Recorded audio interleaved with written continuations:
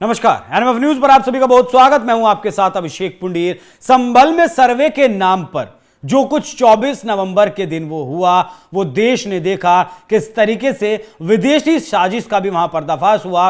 America और पाकिस्तान से के बने हुए कारतूस वहां से बरामद किए गए। विष्णु शंकर जैन पर आरोप लगाए गए कि जिस वक्त सर्वे की टीम सर्वे करके जा रही थी तो उनके साथ और उनके साथ जो लोग थे और साथ में उन्होंने भी जय श्री राम के नारे लगाए। तो पहला तो सवाल यही है कि जय श्री राम का जो नारा है वो उन्मादी नारा कब से हो गया? क्या नाराए तकबीर अल्लाह अकबर उन्मादी नारा नहीं है? खैर ये अलग मसला है। लेकिन अब विष्णु शंकर जैन को लगातार जान से मारने की धमकी मिल रही है, क्योंकि संभल के बाद बदायूं का विवाद उठा, बदायूं के बाद अजमेर का विवाद उठा, अजमेर के बाद अटाला का विवाद उठा और लगातार अब ऐसे विवाद उठते आ रहे हैं। संभल और बदायूं मैंने खुद फील्ड पर जाकर खबर किया है, वो भी आपको बताऊंगा।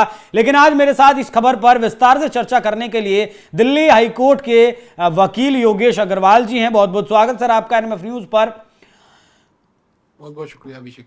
जिस तरीके से पिता पुत्र की जोड़ी ने यह कसम खाई है कि एक एक मंदिर जो तोड़कर मस्जिद में परिवर्तित कर दिया गया है उसे लेंगे, उसके बाद अब हिंदुओं के नाम से सोशल मीडिया पर अकाउंट्स बनाकर धमकियां दी जा रही हैं और कहा जा रहा है उनका फोटो लगाकर कि मुसलमानों इस चेहरे को पहचान लो। क्या कहना चाहते हैं ये लोग? ये देखिए अभिषेक जी, ये कहना कुछ नहीं चाहते हैं, ये इनका असली चेहरा सामने आ रहा है। जब कोई कानूनी प्रक्रिया में इनको लगता है कि ये हार जाएंगे तो वहां पर ये इस तरह की हरकतें शुरू कर देते हैं और इनको लगता है क्या विष्णु शंकर जैन जी इनकी गीदड़ धमकियों से पीछे हट जाएंगे? क्या उस तरह की हरकतें करने से इनको क्या लग रहा है कि अब आगे कार्यवाही नहीं होगी? अगर ये कार्यवाही आगे बढ़ाई है, उन्होंने एक जिम्मा लिया है तो वो इस जिम्मेदारी को पूरे तरीके से निभाएंगे। हम वकीलों के अंदर इस तरह की एकता है, हम उनके साथ हैं। जहां जरूरत पड़ेगी हम विष्णु शंकर जैन जी के साथ हैं। अगर ऐसी कोई समस्या आती है तो हम उनके साथ खड़े हैं। पहली बात तो जो ये धमकी देने वाले हैं, इनको एक चीज आपके चैनल के माध्यम से बताना चाहता हूँ, इन धमकियों से कुछ नहीं होने वाला है। अपना टाइम खराब कर रहे हैं ये, अपना टाइम किसी और चीज में लगाएं, क्योंकि ऐसी धमकियों से और कुछ नहीं होगा। हमारा जो ध्येय है और इसको मजबूती मिलेगी, इस काम को आगे बढ़ाने की और मजबूती मिलेगी। क्योंकि विषय तो गंभीर है, धमकियां मिलना, अब कुछ हो या ना हो, लेकिन मैं समझना आपसे ये चाहता हूं कि ये जहर भरा जा रहा है दिमाग में ये लोगों के कि इस चेहरे को पहचान लो, सबके पीछे यही चेहरा है। देखिए ये तो इनका ना पुराना एक सिस्टम रहा है, जब कुछ नहीं मिलता तो लास्ट में यही बोलते हैं गर्दन धड़ से जुदा कर देंगे। ये पुराने डायलॉग हैं इनके जो इनको बोलना है। और अब सोशल मीडिया पे जाकर के चेहरा पहचानने से क्या मतलब बोलना चाहते हैं, क्या मतलब विष्णु शंकर जैन जी को क्या मैसेज देना चाह रहे हैं कि अब इस चेहरे को पहचान लो, ये जहां पर भी मिले, क्या करना चाहते हैं? अब ऐसे अकाउंट के खिलाफ एफआईआर तो हो ही गई है, अकाउंट का पर्सन को भी आइडेंटिफाई कर लिया जाएगा, कौन ऐसा हिंदू नाम बन करके इस तरीके से धमकियां दे रहा है ये भी पता लग जाएगा, और दूध का दूध पानी का पानी हो जाएगा, पता लग जाएगा किसके अंदर क्या हिम्मत है। ये देखो ये चीजें ना कानूनी प्रक्रिया के दौरान एक चीज करी जा रही है, वहां पर सर्वे किया गया, अब तो सुप्रीम कोर्ट ने भी इसके अंदर दखल अंदाजी करी है और आने वाले समय में चीजें क्लियर हो जाएंगी। सर्वे की रिपोर्ट आएगी, उसके अंदर पता लग जाएगा वीडियोग्राफी फोटोग्राफी के अंदर क्या हुआ है। एनवलप को बंद करके कोर्ट में देने की बात हुई है, पता लगेगा रिजल्ट क्या आए हैं इसके अंदर। अब वहां पर इस तरह की अफवाहें फैलाना, वहां पर इस तरह के कारतूस मिलना जिसके अंदर पता लग रहा है कि भारी ताकतों का इसके अंदर हाथ है, तो देखिए सारा का सारा मसला जो है एक एजेंडा को लेकर के चलाया जा रहा है।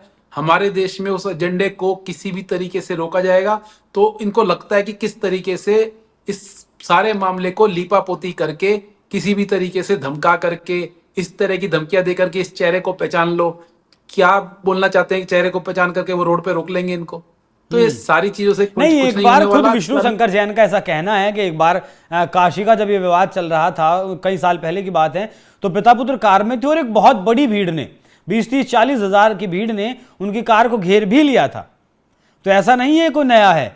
लेकिन अगर वकील साहब, हालांकि ऐसा होना नहीं चाहिए, अगर देखिए ये सोच जो है, हम कहां तक जहर कितना भरा हुआ है हम इस चीज का आकलन नहीं कर सकते, क्योंकि कन्हैया लाल की हत्या सिर्फ इसलिए कर दी जाती है क्योंकि वो फेसबुक पर सिर्फ लिखते हैं कि आई सपोर्ट नुपुर शर्मा। उमेश कोहले की हत्या इसलिए कर दी जाती है क्योंकि वो नुपुर शर्मा के या फिर पैगंबर मोहम्मद पर जो भी कुछ टिप्पणी हुई थी उस पर मैं नहीं जाऊंगा, उसके समर्थन में थे। तो अगर किसी कारणवश या ये जो कट्टरपंथी ताकतें हैं ये अगर अपने इस मकसद में कामयाब हो जाती हैं, तब क्या करेगा हिंदू समाज? देखिए, अगर ऐसी चीजें होंगी तो हिंदू समाज अब जग चुका है। अब हिंदू समाज का वो पुराना बात नहीं रही है कि जो हिंदू समाज चुपचाप बैठ जाएगा। हिंदू समाज अब जग चुका है। हिंदुत्व के अंदर अब पूरी ताकत आ चुकी है। इस तरह के जो लोग हिंदू समाज के लिए काम कर रहे हैं, पूरा हिंदू समाज उनके साथ है। और अगर ऐसी कोई घटना होगी, किसी के साथ भी होगी, चाहे वो विष्णु शंकर जैन है या ऐसे कोई भी एक्टिविस्ट हैं, जो सही तरीके से कानूनी प्रक्रिया अपना करके सही चीज को उजागर करने की कोशिश कर रहा है, अगर उनके साथ इस तरह की कोई भी घटना होगी तो ऐसे लोगों को बख्शा नहीं जाएगा हमारे देश के अंदर। सरकार भी उनके साथ देगी, सरकार भी अपनी कार्यवाही चलाएगी, प्रशासन भी काम करेगा और हिंदू समाज भी पूरे तरीके से इनके साथ लग करके काम करेगा। तो इसमें मुझे लगता है कि कोई घबराने वाली बात नहीं है। विष्णु शंकर जैन जी जिस कार्य को लेकर के आगे बढ़े हैं, उस कार्य को वो सफल करेंगे। और आने वाले समय में जो भी चीजें इसके पीछे लगी हैं, जो क्योंकि ये बोला जा रहा है मंदिर है जहां पर कल के अवतार का। अच्छा वकील साहब, एक बात बताइए, हाँ, एक किताब है, उसका नाम मैं भूल रहा हूँ शायद, 1800 ऐसी मस्जिदों का जिक्र है जिन्हें मंदिरों को तोड़कर बनाया गया।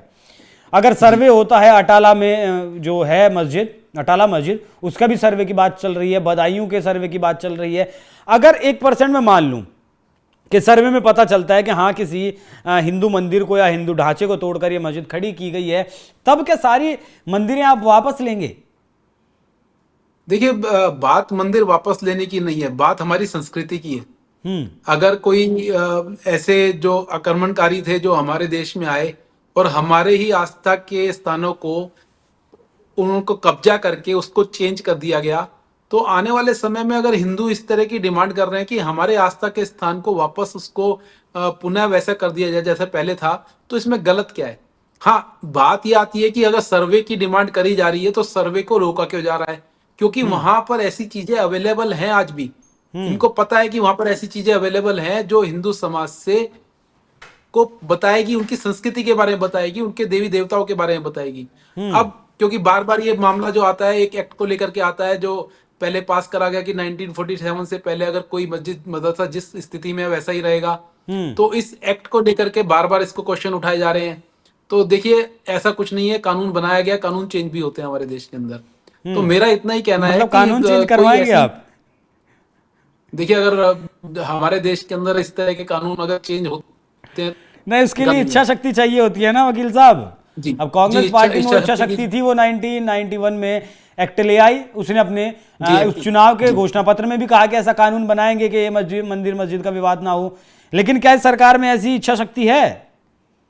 देखिए, इच्छा शक्ति तो पैदा हो जाती है, कई बार इच्छा शक्ति नहीं होती तो उसको पैदा करवाना पड़ता है। अगर लोगों का अगर कोई ऐसा सपोर्ट आएगा जिसके अंदर किसी भी सरकार को ऐसा काम करना पड़ जाए, तो जरूर इच्छा शक्ति बनानी पड़ेगी। इच्छा शक्ति बनाने के लिए जरूरत भी है। तो देखिए, अगर इस तरह के कानून आते हैं, मुझे नहीं लगता। अच्छा, अगर ये कानून खत्म हो गया या इसकी दिशा में काम किया गया तो देश में जो है गृह युद्ध जैसी स्थिति नहीं आ जाएगी? नहीं, क्यों गृह युद्ध जैसी, क्यों आपको लगता है कि एक पर्टिकुलर एक चीज को लेकर के गृह युद्ध हो जाएगा? देखिए, मैं बदायूं गया था, जो जब मैं जामा मस्जिद पहुंचा तो वहां लोगों ने मुझे उस मस्जिद की एक तस्वीर तक नहीं लेने दी। वहां सैकड़ों की भीड़ इकट्ठा हो गई। पता नहीं मतलब क्या कुछ उनके दिमाग में भरा हुआ होगा, नहीं मुझे मैं जानता, लेकिन ये सोच है फिलहाल। जब वक्फ बोर्ड मंदिरों के ऊपर अपना दावा करते हैं, तो जब तो कोई ऐसी बात नहीं आती है कि गृह युद्ध हो जाएगा हमारे देश में, तो क्या सारी की सारी शांति दूत बनने का जो ये पूरा जो सिस्टम है एक पर्टिकुलर समुदाय को ही दिया गया है क्या? ऐसा है कि अगर ये वक्फ बोर्ड आकर के बोलता है ये जमीन हमारी है जो हिंदुओं की आस्था के केंद्र है, तब किसी को समस्या नहीं होती है। अगर वहीं कोई मस्जिद के ऊपर दावा करा जाता है कि ये पुराने मंदिर है, तो वहां पर प्रॉब्लम होनी शुरू हो जाती है। तो देखिए, ये तो सारी अब जो चीजें हैं, मैं इसके अंदर यही बोलना चाहूंगा कि ये तो सरकारों का काम है, और सरकार अगर कानून चेंज करना चाहेंगी तो जरूर कानून चेंज होगा। बात आपकी बात ठीक है कि इच्छा शक्ति की जरूरत है, आज नहीं है इच्छा शक्ति, तो हो सकता है फ्यूचर में करनी पड़ जाए, इनको जरूरत पड़ जाए इच्छा शक्ति ऐसी बनानी पड़े। लेकिन अब धीरे धीरे जैसे जैसे हिंदू जाग रहे हैं, मतलब लंबा प्लान लेके चल रहे हैं आप भी? लंबा प्लान नहीं है। देखिए अभिषेक जी, ये तो ज्यादा लंबी बातें करने से क्या होगा। हमारे देश के अंदर अगर एक चीज शुरू हुई है और उसकी आग अगर चारों तरफ फैल रही है, तो इसके अंदर यही बात बोली जा सकती है कि हिंदू अब जग रहा है। ठीक है, नहीं तो आज तक इस तरह की बातें क्यों नहीं उठी, क्यों आज तक बार बार देखिए, मैं चलो एक बात कहता हूँ, चलो ये पुरानी बातों को छोड़ देते हैं। अतिक्रमण के ऊपर जो बात हो रही है, जो ऐसी जगहों पर नालों पे और मजारें बनाई गई हैं जो बिल्कुल ही पब्लिक प्लेस के ऊपर है, जब इनको हटाने की बात होती है तब भी इसी तरह की बातें उठती हैं, तब भी ये बात होती है कि भीड़ आकर के उसको रोकने की कोशिश करती है। जब दिल्ली के अंदर एक पार्क के अंदर एक मूर्ति लगाने की बात आती है, वहां पर भी हुजूम इकट्ठा हो जाता है, भीड़ इकट्ठी हो जाती है, उसको रोकने लगाने से रोका जाता है। तो ये तो एक इनका स्टाइल है कि भीड़ इकट्ठी करना है और किसी भी काम को रोकना है। किसी भी कानूनी प्रक्रिया को भीड़ इकट्ठी कर करके रोकना एक तरीका बन गया हमारे देश में। लेकिन कानून अपने तरीके से काम करेगा, प्रोसीजर से काम होगा। हम कोई भी ऐसी चीज नहीं बोल रहे हैं जिसके अंदर हम ये कह रहे हैं कि हम कानून फॉलो नहीं कर रहे हैं। जो भी हो रहा है वो कानूनी प्रक्रिया के तहत हो रहा है, आगे भी जो होगा वो भी कानूनी प्रक्रिया के तहत होगा। बहुत बहुत धन्यवाद वकील साहब, इस चर्चा को विस्तार देने के लिए, हम हमें अपना समय देने के लिए, हमारे साथ जुड़ने के लिए। तो विष्णु शंकर जैन को लगातार धमकी दी जा रही है, चेहरा पहचानने की बात की जा रही है। कट्टरपंथी जो ताकतें इस देश में कुछ मौजूद है, उन्हें लगता है कि जो फिलहाल आज के टाइम में कोर्ट कचहरी में जितने मंदिर मस्जिद के मुकदमे चल रहे हैं, उन सब के लिए कहीं ना कहीं विष्णु शंकर जैन जिम्मेदार है। उनके पिता हरिशंकर जैन खुले तौर पर, खुले मन से इस बात को कहते हैं कि आखिरी सांस तक, खून के आखिरी कतरे तक मैं अपने संस्कृति को बचाने की, मंदिरों की लड़ाई को लड़ता रहूंगा। पिता पुत्र की जोड़ी इसी काम में फिलहाल लगी हुई है। बाकी जिस तरीके से धमकियां मिल रही हैं उस पर क्या कुछ आपकी राय कमेंट कर में जरूर बताएं। धन्यवाद।